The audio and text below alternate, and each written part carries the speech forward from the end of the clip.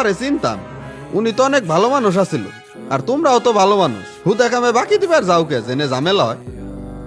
রাসেল ভাই, এইটা আমি ওনারে বুঝাবেরই পারি না।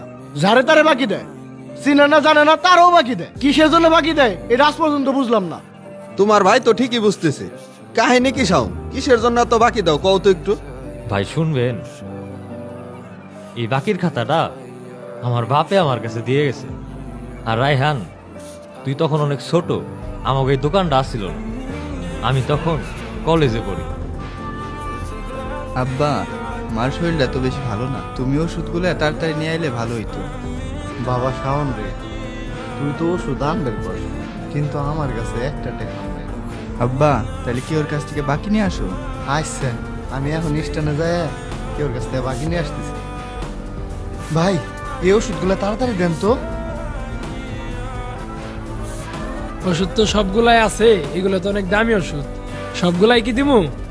ওষুধ তো আমার সবগুলোই লাগবে, কিন্তু আমার কাছে না এখন টাকা নাই। তুমি আমারে বাকিতে দাও, আমি পরে তোমার টাকাগুলো দিয়ে দেবো। আমার ওষুধগুলোর খুব দরকার, আমার দেও। আরে না ভাই, টাকা ছাড়া ওষুধ দেওয়া পারুম না। ওষুধ আবার বাকি হয় নাকি? আমার বউ অনেক অসুস্থ, ওষুধগুলো না নিয়ে গেলে তারে মনে হয় বাঁচাইতে পারুম না। বাইরে তুমি আমার ওষুধগুলো দাও, আমি তোমার টাকা পরে দিয়ে দেবো। ভাই, আপনার সমস্যা দেখলে তো আমার দোকান চলবো না, আপনি অন্য জায়গা থেকে নিয়ে নিন। এই দোকানও বাকি দিল না, অনেক সময় হয়ে গেল। আমি মনে হয় কোন আন থেকে বাকি নিতে পারুম না।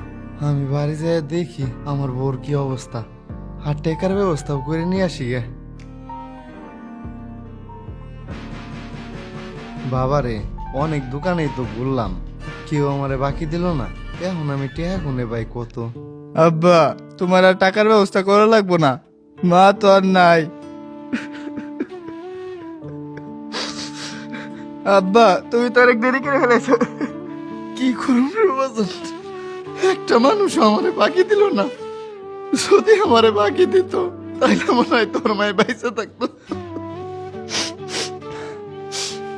সেই দিন ওই ওষুধের দোকানদার যদি ওষুধগুলো বাকি দিত, তাইলে হয়তো আমাকে মা বাসা থাকতো। আমাকে অবস্থা কিন্তু পরিবর্তন হয়েছিল।